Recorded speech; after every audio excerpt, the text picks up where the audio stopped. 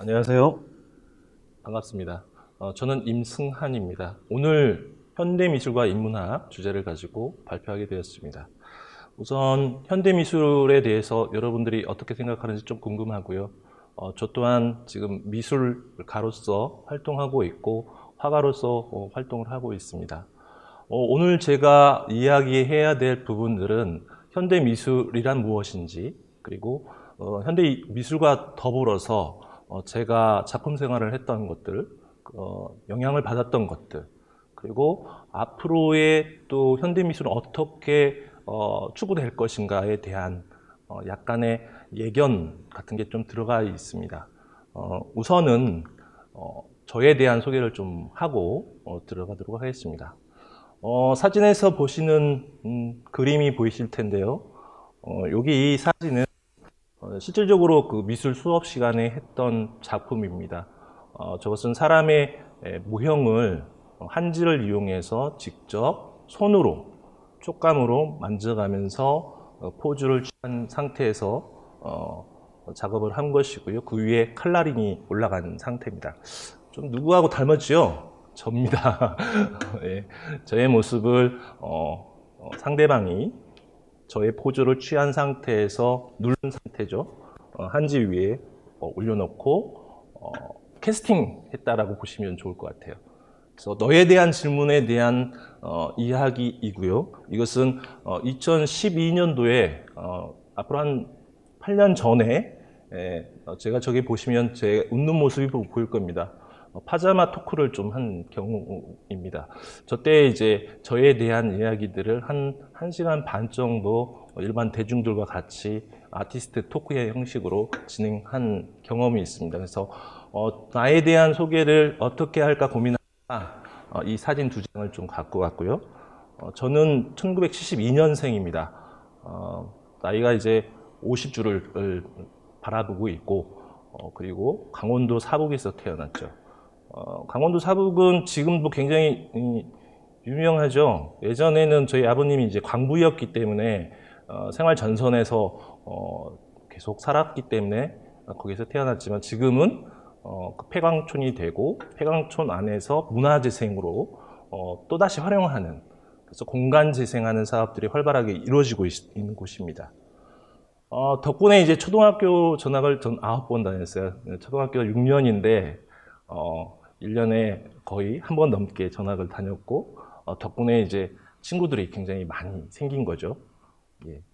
그리고 대학 때는 학생회장을 좀 다녔습니다. 학생회장을 했던 기억이 지금도 굉장히 새로운데, 여기 원광대학교 학생회장을 했죠. 그때가 96년도인데 단대 학생회장을 했습니다. 예, 그리고 화가로 활동을 하고 있고, 지금 총 15번의 개인전을 했습니다.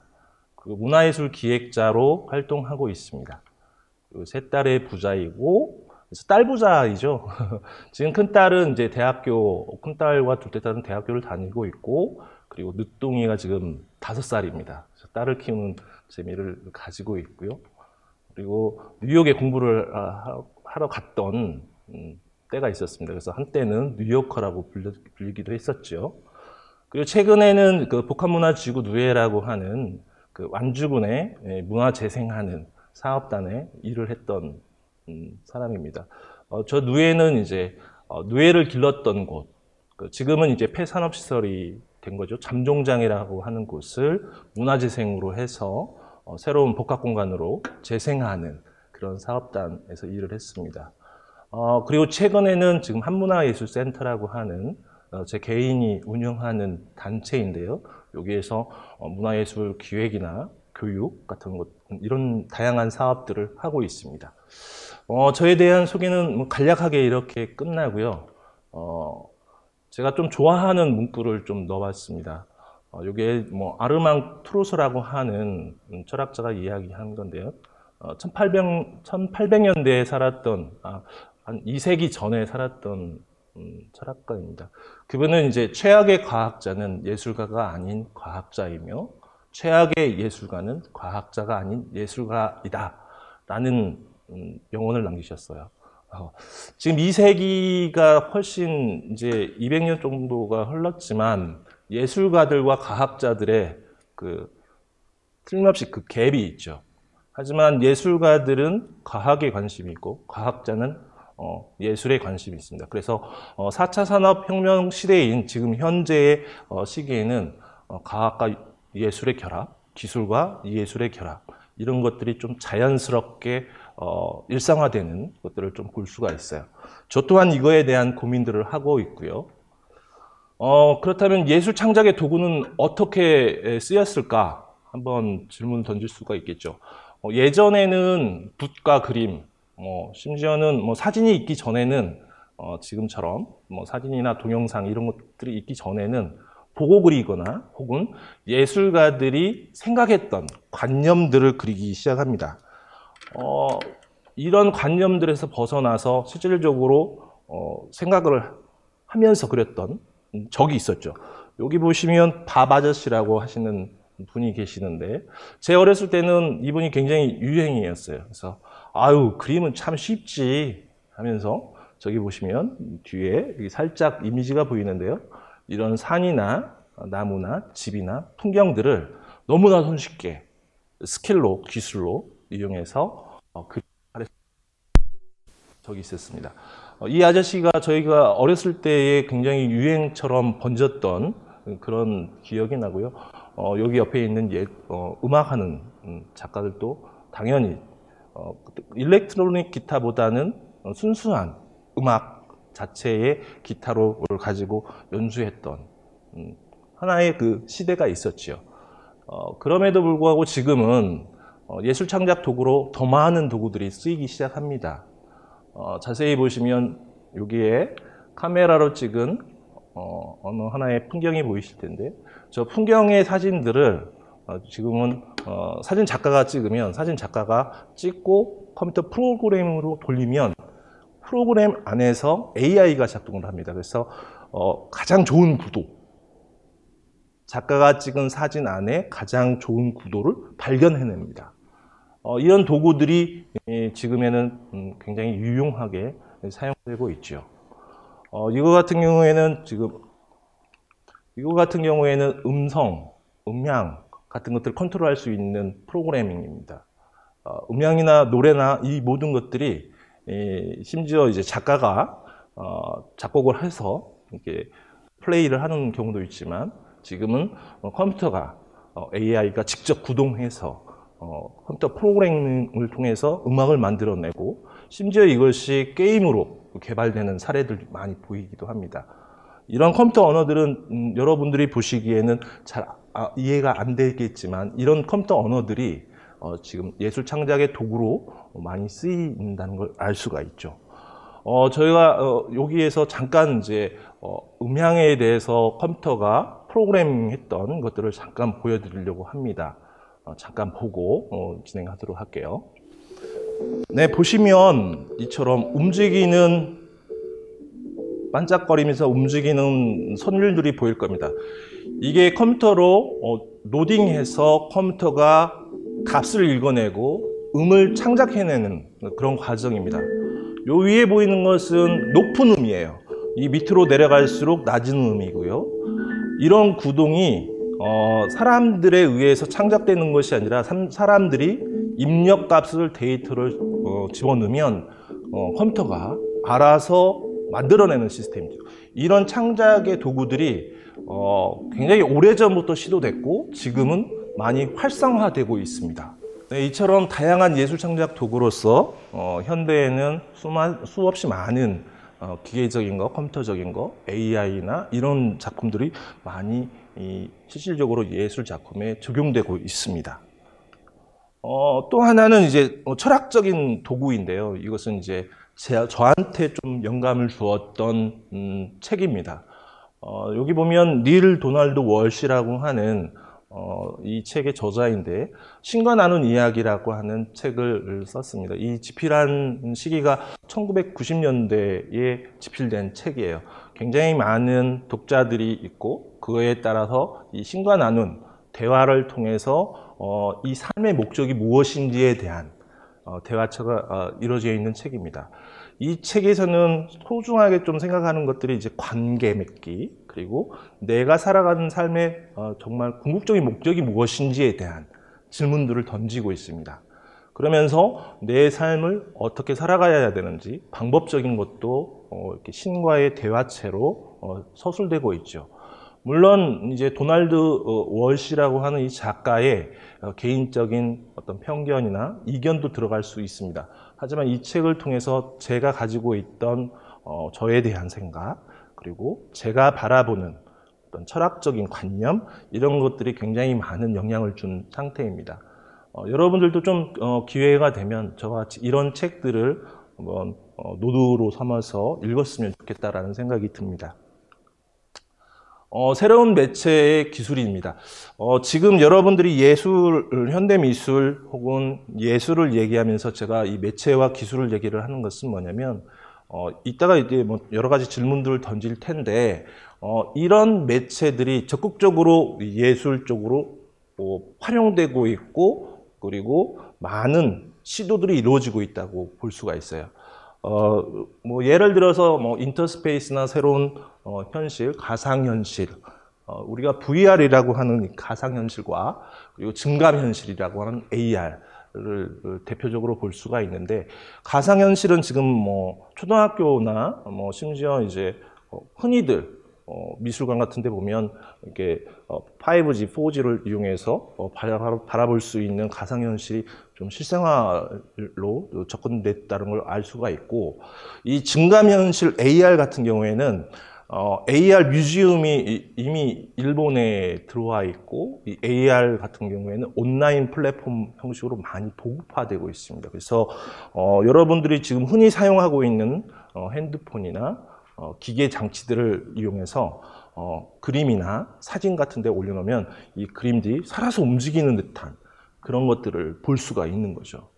이런 기술들이 적극적으로 현대에 와서 적용되고 있고, 여기 유비쿼터스나 클라우드 같은 경우에는 여러분들 어떤 데이터들을 저장하는 그런 것으로 많이 쓰여지고 있고, 이것을 실생활에서도 쓰여지고 있죠. 심지어 사물인터넷, 이 사물인터넷 같은 경우에는 굉장히 복합적으로 예를 들면 기구라 여기에서 보는 책상, 의자, 우리가 흔히 쓰고 있는 가구, 이런 등등의 어떤 기계적인 장치들을 결합시키는 것들이 가능하다라는 거죠. 그리고 여기에 보면 빅데이터를 활용한 수없이 많은 기술들이 지금도 활용되고 있고 계속 개발되고 있습니다. 흔히 이제 조형하시는 분들은 이게 3D 프린팅을 이용해서 제품 제작뿐만 아니라 조형 작품까지 이루어지고 있고요.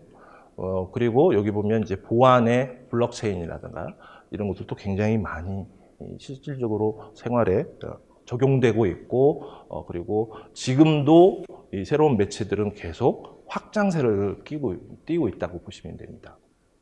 그 예로 저희가 보여주고자 하는 것은 이 몬드리안이라고 하는 작가의 작품을 좀 소개를 할까 합니다.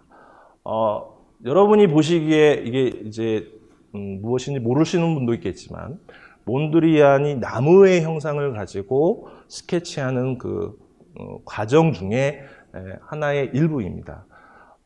몬드리안이 이 나무라는 작품을 가지고 수없이 많은 습작을 했는데, 이 습작을 통해서 기하학적인 추상으로 발전해 나갑니다. 이따가 또 몬드리안에 대해서 좀 설명을 할 텐데, 1930년대에 이 몬드리안의 작품을 가지고 기계가 이것을 착안해서 데이터베이스화해서 만들어낸 작품입니다.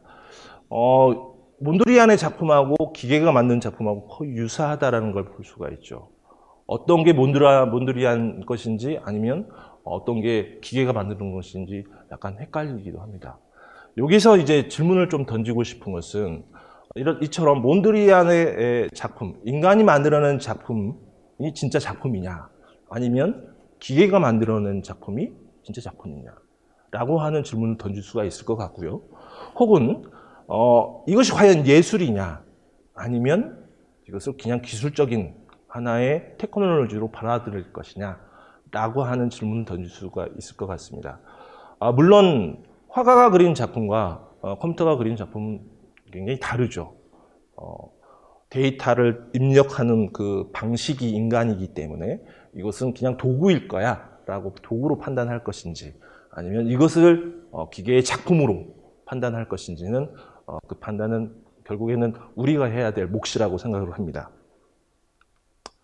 여기에서 질문을 안 던질 수가 없죠. 그렇다면 예술 창작은 인간 고유의 행위인가? 여러분들도 아주 어린 시절, 어렸을 때부터 그림을 그리기도 하고 학교에서 배워서 그리기도 했을 텐데, 이 예술 창작이라고 하는 것이 그렇다면 기계가 아닌 인간 고유의 행위인지에 대한 질문입니다. 물론 최근이 아니죠. 한 몇 년 전에는 고양이나 개가, 동물들이 그림을 그려서 이렇게 옥션이나 이런 데서 거액으로 판매된 적도 있습니다. 그렇다면 이런 인간만이 할 수 있는 고유의 행위로 볼 것인지, 아니면 정말 무엇이 예술 창작을 인간의 고유 행위로 만드는 것인지에 대한 질문을 던질 것 같아요. 여러분의 생각은 어떠신지 좀 듣고 싶고, 여러분들도 이거에 대한 고민을 좀 해봤으면 좋겠습니다. 그렇다면 이제 본격적으로 현대 미술에 대해서 좀 이야기를 하고 싶은데요. 이 현대 미술은 과연 무엇인지, 여러분들은 어떻게 생각하시는지 좀 궁금합니다. 일반적으로 현대 미술에 대해서 질문을 던지면 사람들이 굉장히 난해해합니다. 그리고 너무 어려워, 미술관 가기가 너무 힘들어, 이렇게 답변하는 사람이 있죠. 예. 그래서 어렵고 낯선 미술이다 라고 하는 사람이 있고, 또 골치 아픈 미술이야. 이거 보면은 머리가 아파. 도대체 뭘 얘기하는지를 모르겠어. 작가가 도대체 이게 무슨 작품이지?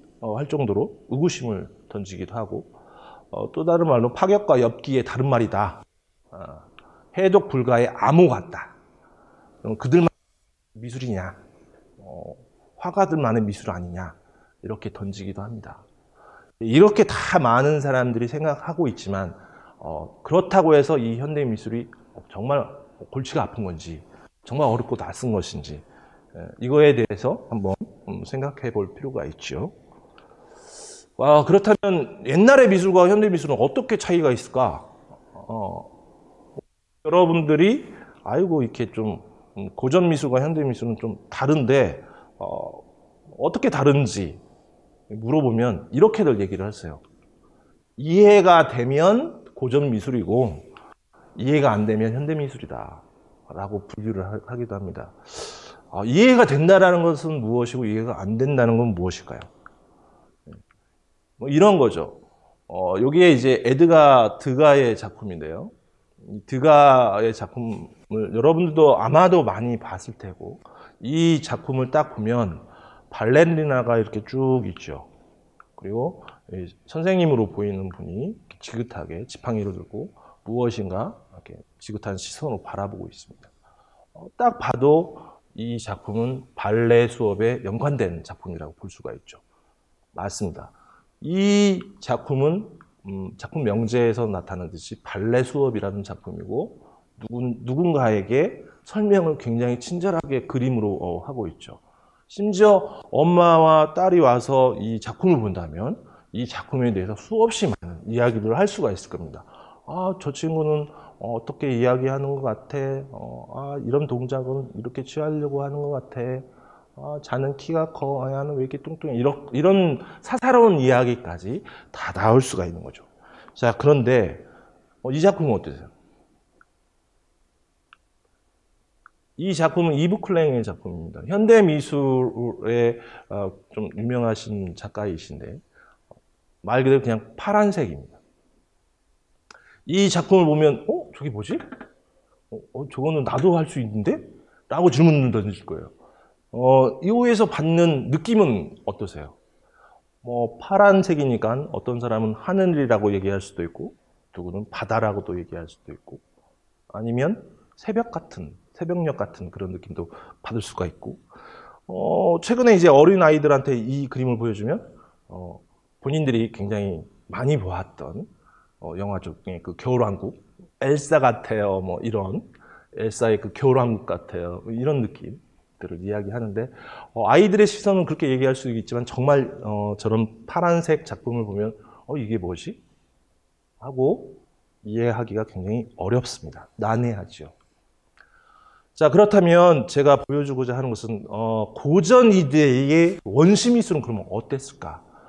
인간이 태초에 태어나서 만들었던 그림들은 과연 어떤 모습이었을까? 어떻게 표현했을까? 한번 보시면 여러분들도 역사책에서 많이 보았듯이 이렇게 라스코 동굴벽화의 하나의 표현된 작품을 볼 수가 있습니다. 예, 소의 형상을 띠고 있고 저거를 누군가한테 배워서 그렸다기보다는 잠재적인 것, 관찰을 통해서 굉장히 많은 시간과 이런 것들을 투여했을 거라고 생각이 드는데요. 이렇게 원시시대에서의 그 작품을 볼 수가 있죠. 이 작품을 통해서 그러면 이 친구들은 과연 어떻게 이렇게 표현할 수 있었을까? 이 친구도 소를 보고 그대로 보고 따라서 사생하듯이 그리진 않았을 거라고 생각이 들고 소를 굉장히 많이 보고 관찰을 한 걸 통해서 표현을 했을 거라고 볼 수가 있습니다. 라스코 지역뿐만 아니라 알타미라라고 하는 이 동굴벽화에서도 소가 이렇게 보이죠. 이런 필력 이런 것들을 보면 원시임에도 불구하고 굉장히 어딘가 누군가가 가르쳐주지 않았음에도 불구하고 굉장히 율동감이나 이런 것들을 표현하는 걸 보고 굉장히 놀라지 않을 수가 없습니다. 이게 몇만 년 전에 그려졌다고 생각하기에는 굉장히 쇼킹한 거죠. 이런 동물 벽화에서 유독 또 새롭게 보이는 것이 있습니다. 바로 이건데요. 다른 아까 전에 보여줬던 그런 동물 벽화에서는 소나 이런 형상이었다면 이 벽화에서는 보시면 손의 모양들을 많이 보실 수가 있어요.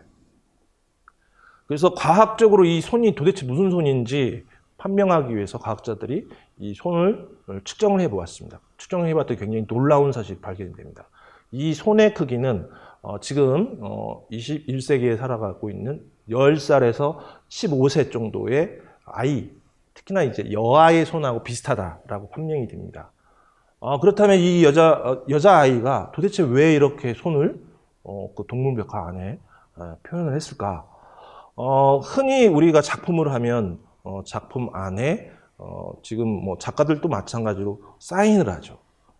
이것도 그렇게 하지 않았을까라고 추정을 합니다. 그런데 이 추정을 하는 거에서 놀라운 것은 이 손을 예를 들면 지장 찍듯이 이렇게 찍지 않았다는 거죠. 손 전체를 표현했다는 거예요. 이 전체를 표현했다는 것은 음각과 양각의 그 어찌 보면 판화적 기법이 아닌 인체를 대고 바깥에서 안쪽으로 품었다라고 추정하고 있어요. 물감을 이렇게 대고 뿌렸다라는 거죠. 이것은 의미하는 바가 굉장히 크다라고 봅니다. 지금 작가들의 사인들은 직접 필을 하거나 서명을 하거나 도장을 찍거나 하죠. 그런데 여기 이 원시 미술에서의 이 손도장 같은 경우에는 본인의 존재의 가치를 이렇게 품음으로써 자기가 살아있음을 이렇게 표현한 것이지 않을까라고 표현하고 있습니다. 어찌 보면은 지금 현대 미술의 작가나 혹은 작가들이 사인하는 그런 기법의 가장 원시적인 방법으로 나에 대한 존재를 언어로 표현한 게 아니라 신체로 표현했다라고 보실 수가 있을 것 같아요. 그렇다면 이런 것들을 통해서 우리가 이 미술이 추구하고자 하는 아름다움은 과연 무엇인가 질문 던질 수가 있죠. 여러분이 보는 이 빌렌드로프의 비너스와 밀로의 비너스가 두 가지가 있습니다. 아름다움은 늘 변천사를 가지고 있죠. 원시시대의 아름다움과 지금 근대, 현대의 아름다움은 굉장히 많은 변천사를 가져왔습니다. 이 두 가지의 조각상 안에서도 느낄 수가 있듯이 과거의 아름다움 그리고 근대 현대의 아름다움은 굉장히 큰 차이가 있죠. 인체를 어떻게 바라보고 아름답다고 우리가 규정 지을 것이냐, 이것 또한 많은 변천이 있을 거라고 생각을 합니다. 그렇다면 인간, 아까 전에 질문 던졌던 거와 좀 유사하게 질문을 좀 던질 수가 있을 거예요. 그렇다면 우리가 얘기하는 그 창의성이란 무엇인가? 창조적인 발상, 창의성은 어떻게 발현되는가? 인간은 그러면 과연 창의적인가? 그리고 기계나 컴퓨터는 창의적일 수 있는가? 창의적일 수 있다고 한다면 알파고처럼 혹은 또 다른 그 인공지능이 인간의 역할을 대체할 수 있겠죠. 하지만 이 창조적인 것은 인간의 고유의 성향과 성격이라고 우리들은 알고 있습니다. 그런데 그런 것들을 뛰어넘을 수 있지 않을까라고 과학자들은 실험하고 있죠. 그렇다면 예술 창작에서는 창의성이 필요한가? 창의적이지 않으면 어때? 그러면 이것 또한 예술이라고 할 수 있지 않을까? 필요하다면 예술에서의 창의성이란 무엇인가? 만약에 기계가 예술 작품을 창작할 수 있는가? 인공지능은 창의적이기 위해서 반드시 완벽해야 하는가? 이러한 질문들을 던질 수가 있을 것 같아요. 인공지능이 만약에 완벽한 인공지능이다, 인간을 뛰어넘을 정도의 완벽한 AI다, 그렇다면 이 기계가 만들어낸 창조적인 것들, 창의적인 것들을 우리가 어떻게 바라볼 것인가 라는 것은 앞으로도 계속 질문을 던져야 될 것이고, 그리고 우리의 과제이지 않을까라는 생각이 듭니다. 그러면서 제가 우주의 시작을 한번 보여줄 건데요. 제가 여기서 보여주고자 하는 것은 저의 관심사이기도 하지만 다양한 사람들이 이 우주의 근본, 과학자들, 특히나 이제 과학자들이 많이 여기에 관심을 두고 파헤치고 있고요. 그 중에서 가장 기본적인 이론이 빅뱅 이론이죠. 이 빅뱅의 대폭발로 인해서 약 137억 년간 빅뱅이 흘러왔다라고 보고 있고, 이게 이 안에 이제 우리 은하가 형성이 되고 가속 팽창하고 있고, 우리가 우주라고 하는 것 또한 관측 가능한 우주를 저희가 우주라고 이야기를 하고, 그 사이즈나 크기나 이런 것들을 추정하고 있죠. 이 우주의 시작은 어찌 보면 인류의 태초, 인류가 있기 전, 아까 전에 제가 맨 처음에 소개했던 Who are you? 너는 누군가? 나는 누군가에 대한 질문의 연속선상이라고 보시면 더더욱 좋겠습니다. 네, 여기서 항성과 행성에 대해서 나옵니다. 별이 가지고 있는 별 자체를 항성이라고 하고, 행성은 그 주변을 돌아다니는 서클을 이루면서 이루는 거죠. 이거는 달입니다.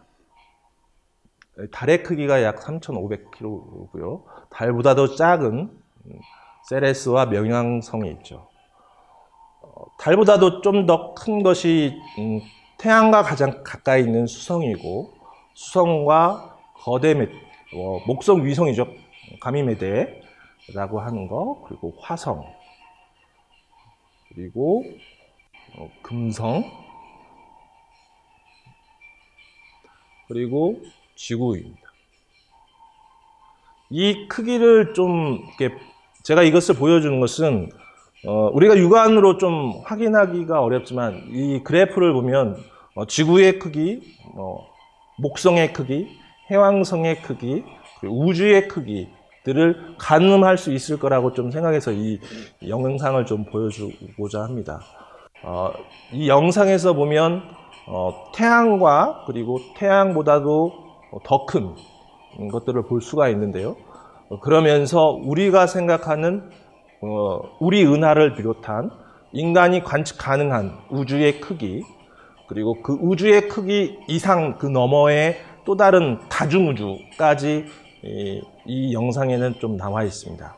그래서 여러분들이 이 영상을 좀 참고로 해서 본다면 우리가 살고 있는 이 지구는 굉장히 작은 먼지털만한 작은 행성에 불과하다는 걸 느낄 수가 있을 것 같습니다.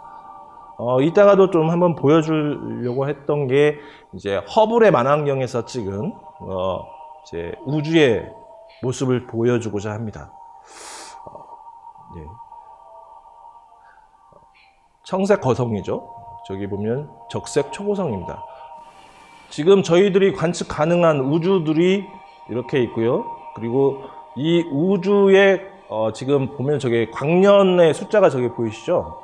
위에 화살표 위에 보면 광년의 사이즈인데요. 지금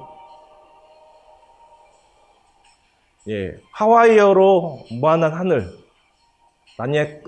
나니아케아, 초은 하단, 이게 이제 100만 광년이고, 이 사이즈를 보시면 굉장히 크다라고 느낄 건데, 이 사이즈가 사실은 굉장히 작은, 크기를 어떻게 보면 크다 작다라고 우리가 이제 뭐 물리학적으로 이렇게 크다 작다라고 할 수가 있겠지만, 우주적 차원에서 보면 굉장히 작은 거죠. 우리가 우주라고 얘기했던 저기 유니버스가 저거 하나입니다. 하지만 다른 자연 법칙을 가진 다른 우주가 존재할까에 대한 질문들은 인간이 계속 풀고 있는 과제인 거죠. 저게 이제 다중 우주이죠. 우리가 생각하는 우주가 하나가 아닌 여러 가지의 다중 우주들이 이 우주 안에 수없이 많이 펼쳐져 있을 거다라고 생각하는 겁니다.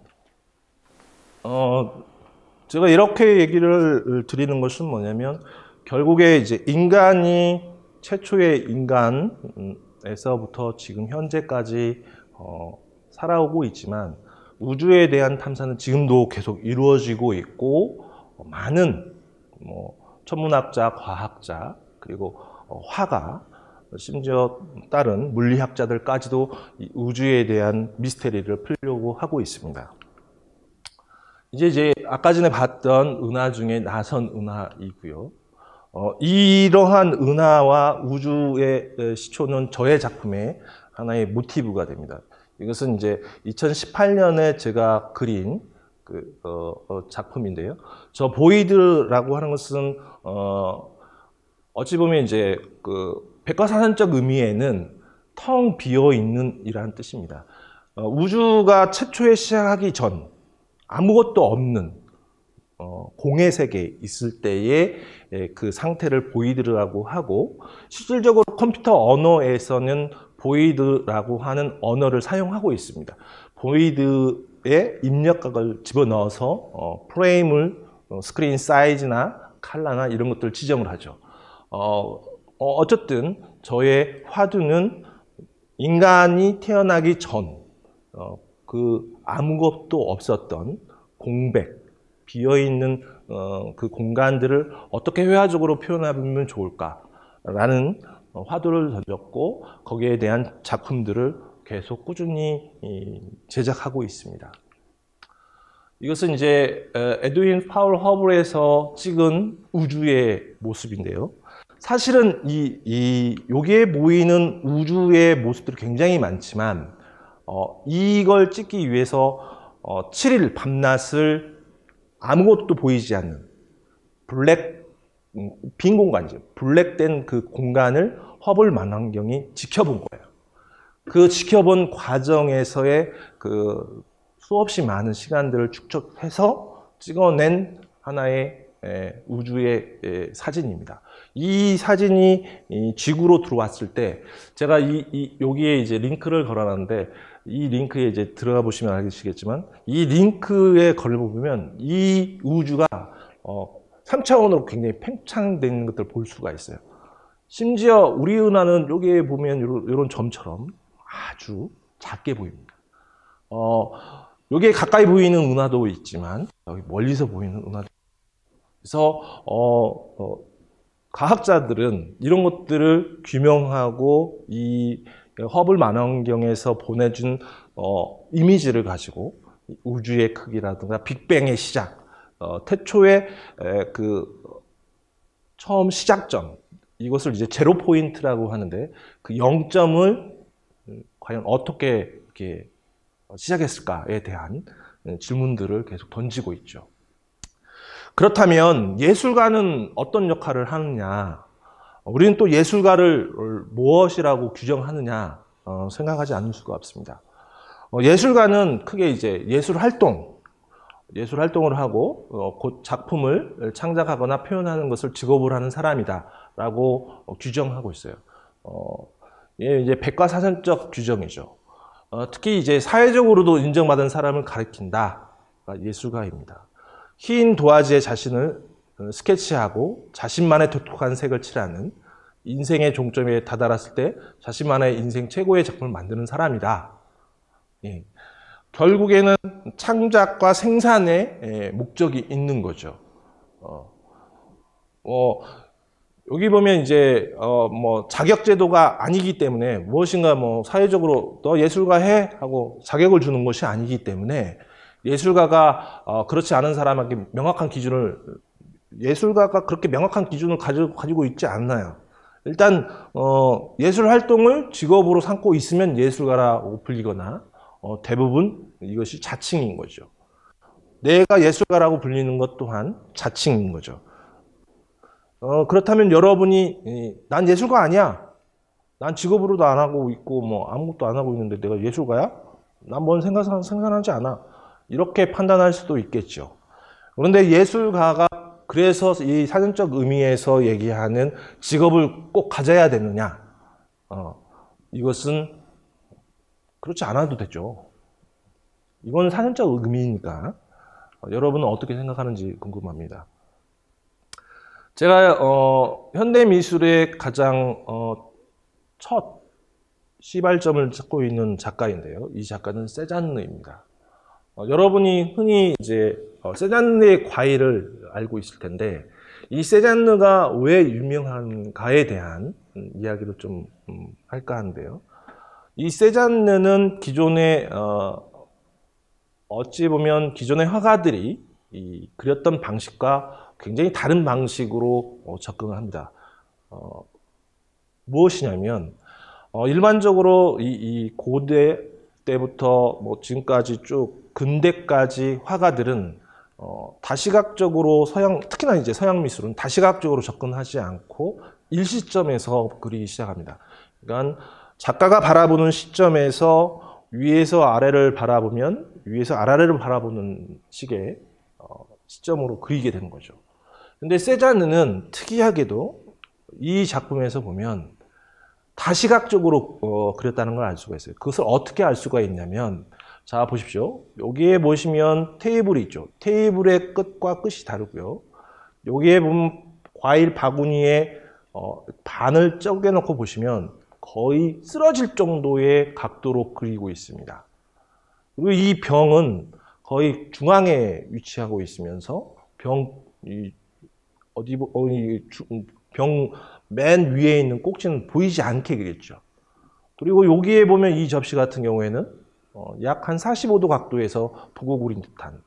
그래서 이 한 화면에 과일을 그려넣었지만 다시각적인 시점에서 이 과일을 그려서 집어넣었다고 볼 수가 있죠.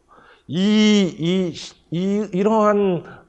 관점의 변화는 굉장히 많은 작가들에게 영향력을 주기도 합니다.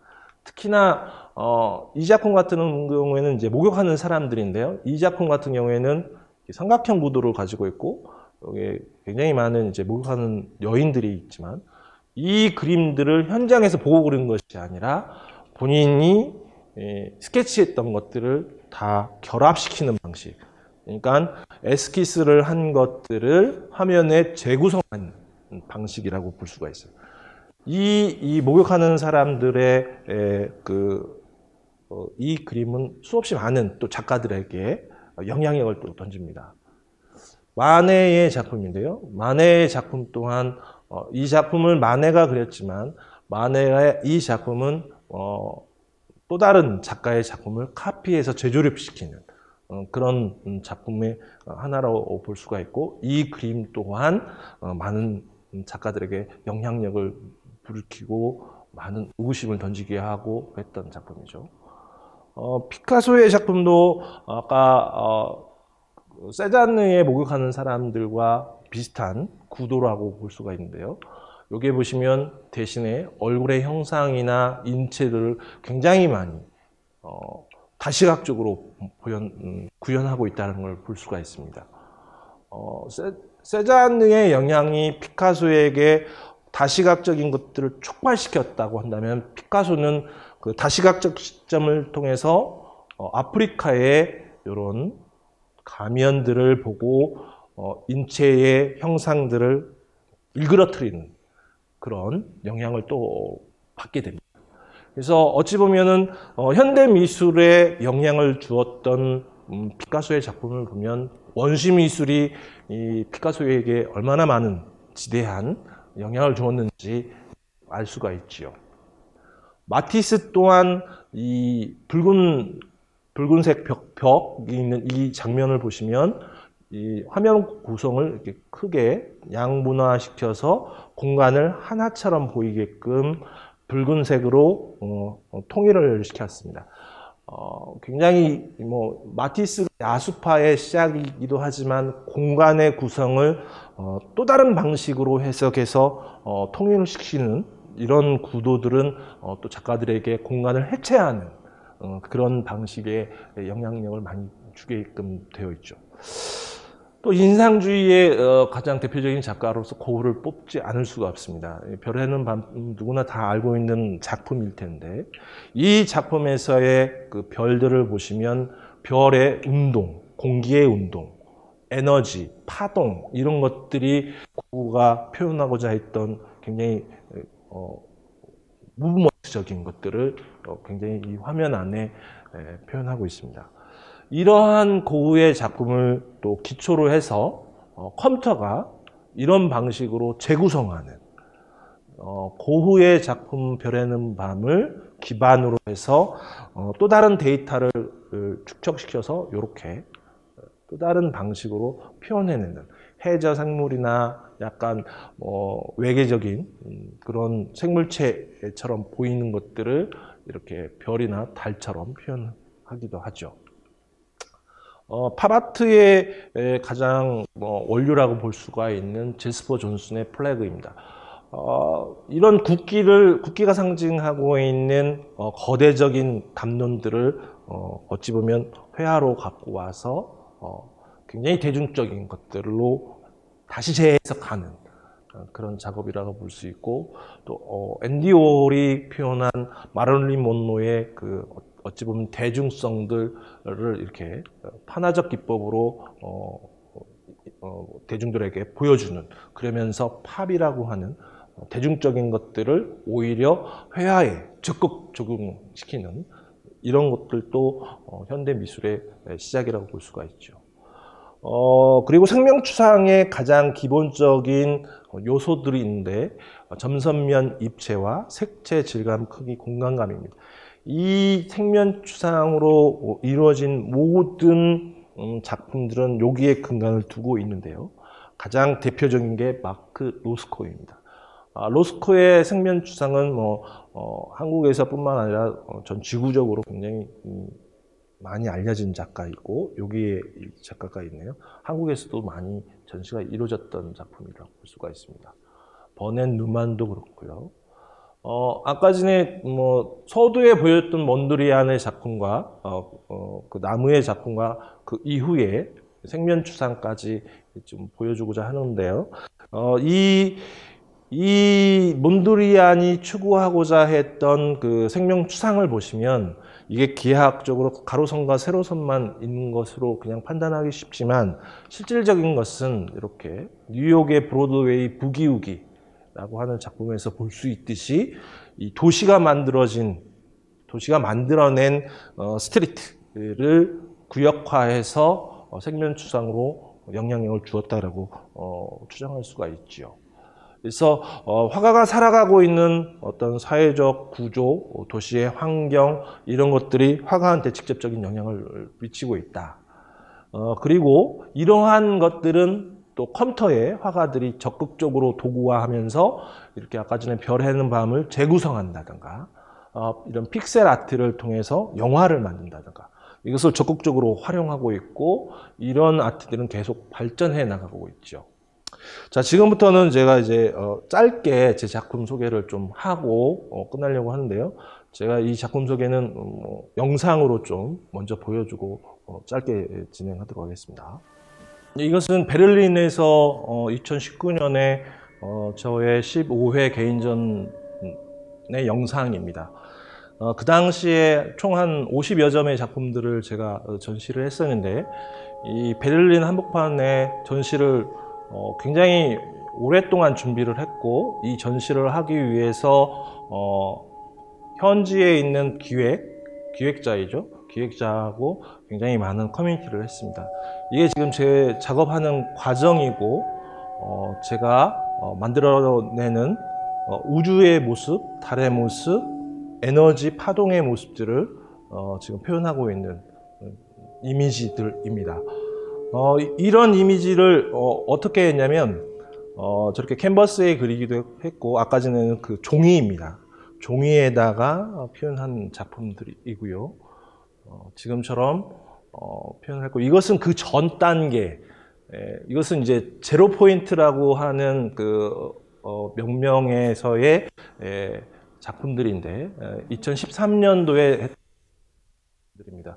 이것은 이제 저가 우주를 표현하기 전, 이런 걸 표현하기 전에 근간이 되었던 모습이라고 볼 수가 있고, 그런 과일이 품고 있던 씨나 혹은 태초, 저런 제로 포인트 같은 것들이 저희 작품에게 영향력을 보여주었다라고 보시면 좋을 것 같아요.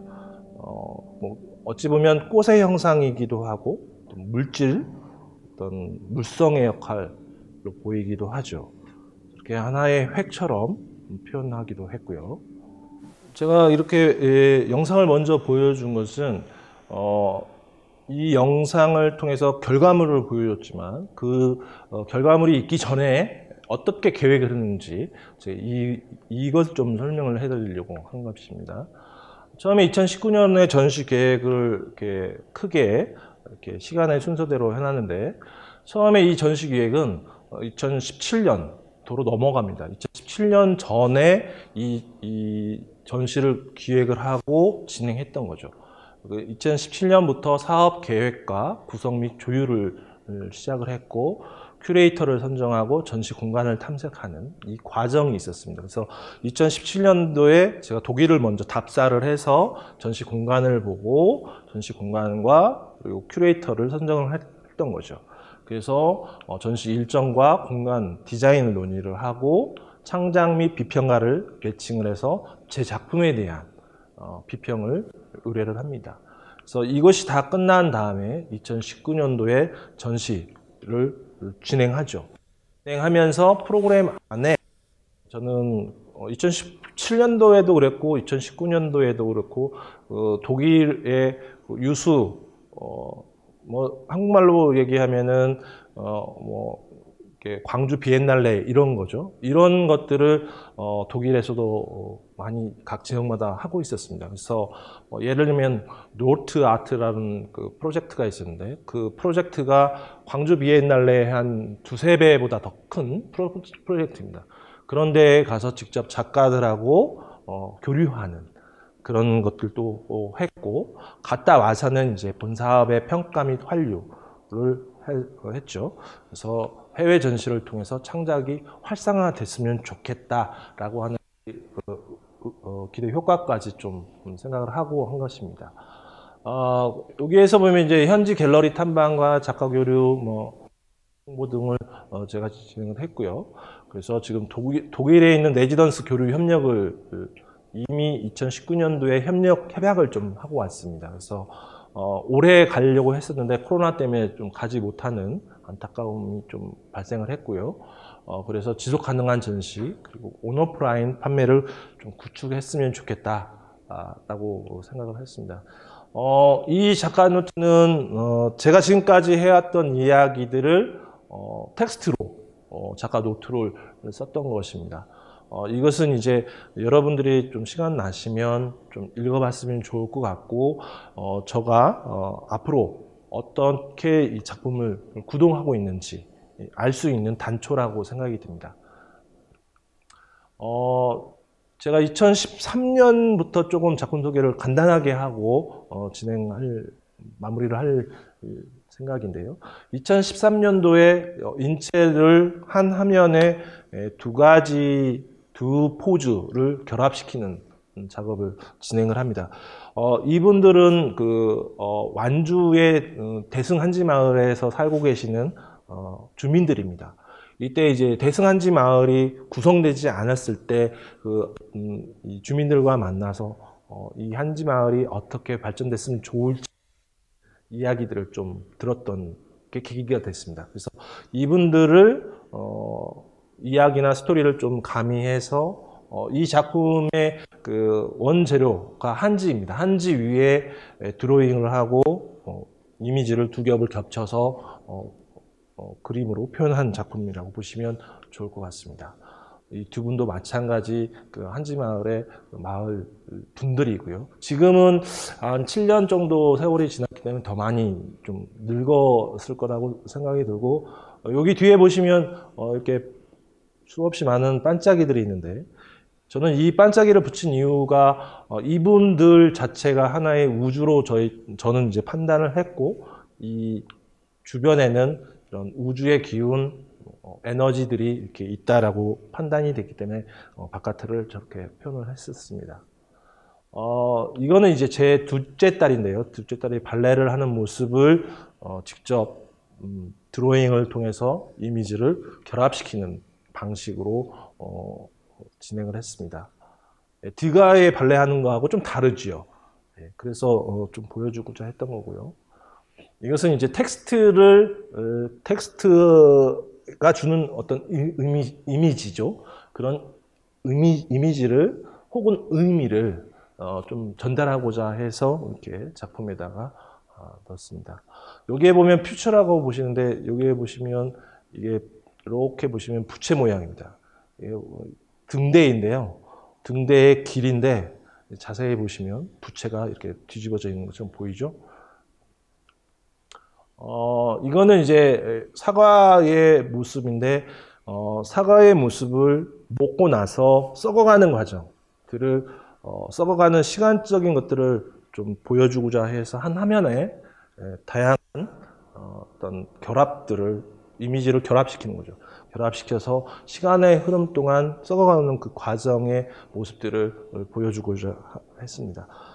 이 사과뿐만 아니라 다양한 과일들이 등장하는 걸 아까 영상에서도 봤을 텐데, 저는 이것을 사과의 과일로 보지 않고 시간과 공간, 우주가 처음 시작하는 것이 마치 과일이 생성되고 사라져가는 것과 유사하다고 생각했기 때문에 이것을 이제 소재로 잡고 시작을 했던 것입니다.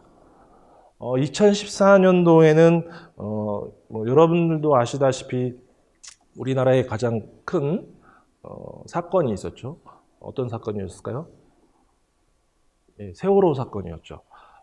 마침 이제 그 세월호 사건 때에 저희 또 할머님이 돌아가셔서 그 할머님과의 인연들을 생각하는 계기가 됐습니다. 그래서 그 인연을 주제로 이렇게 연꽃을 그리기 시작했습니다. 여기도 마찬가지로 자세히 보시면 연이 하나같이 보이지만 안에 또 다른 연의 모습이, 연꽃의 모습이 보이실 겁니다.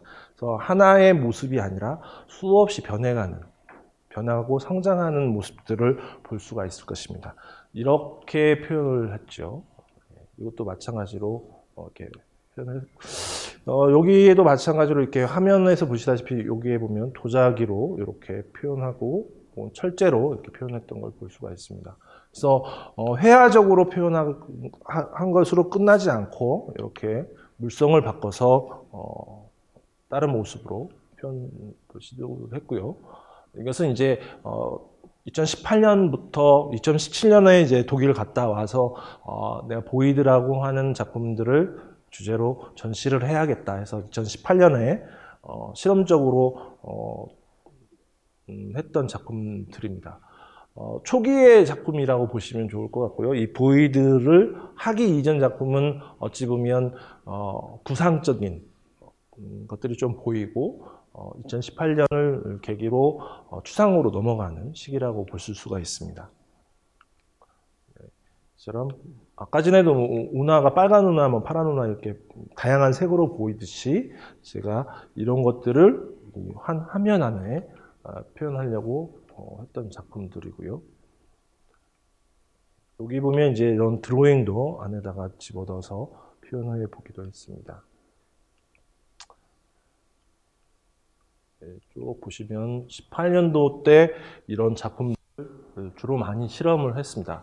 2019년도에 이건 이제 독일에서 직접 했던 작품인데, 여기에서는 약간의 변화가 있는 것이 뒤에 보면 인체의 모습이 보이실 겁니다. 이 인체의 모습을 관찰하고 그린 것이 아니라 인물을 앞에다 두고 화폭을 보지 않고 그린 작품입니다. 그래서 이렇게 했던 행위의 주된 이유는 뭐냐면, 보통 이제 인체의 인물을 관찰하고 화폭을 보고 옮기는 과정에서 이 시각적인 것들을 최소한 배제시킨 거죠. 제가 그렇게 하려고 했던 거는 뭐냐면, 이 인체가 가지고 있는 그 사람만의 고유한 에너지, 그 사람이 가지고 있는 색깔들을 좀 표현하고자 했던 것입니다. 그래서 이 인체의 눈, 코, 입이 중요한 것이 아니라 그 사람이 풍기는 어떤 에너지, 내면의 세계, 이런 것들을 한 화폭에 옮기고자 했던 것이죠. 어찌 보면 외관이 주는, 그 표피가 주는 그 중요성보다는 그 사람이 가지고 있는 내면의 세계를 좀 더 표현하고자 했던 그런 의도에서 이것들 이렇게 좀 표현을 했던 것이고요. 지금 보시면 이 표현되어 있는 배경으로 작동됐던 사람들이 제가 알고 있는 예술가와 주변에 있는 사람들, 동료들, 후배들이 등장을 많이 합니다. 이런 식으로 표현을 했고요. 이 작품 같은 경우에는 이제 인물 대신에 피를, 그러니까 어찌 보면 여러분들 연필을 이렇게 쭉쭉 긋잖아요. 그런 필의 움직임들 안에서의 에너지를 좀 표현하고자 했던 것입니다. 이것도 마찬가지로 보이고요. 자, 이제 근 1시간이 다 가는데 제가 마지막으로 이러한 전시와 그리고 제가 경험했던 것들을 자체적으로 좀 평가를 좀 3가지 정도로 해보았습니다. 2019년도에 이 해외 전시를 통해서 저는 크게 이제 3가지로 이제 평가를 했는데, 하나는 이제 창작이고 또 하나는 교류고 하나는 유통이었습니다. 창작이라고 하는 것은 예술가가 당연시되는 혹은 예술가가 할 수 있는 특권처럼 보이지만, 이 예술가라고 명명할 수 있는 것은 저뿐만 아니라 여러분들도 다 될 수 있을 거라고 저는 생각을 하고 그렇게 믿고 있습니다. 이것은 전제되는 것이 새로운 작품 창작이라, 이 새롭다라는 거죠.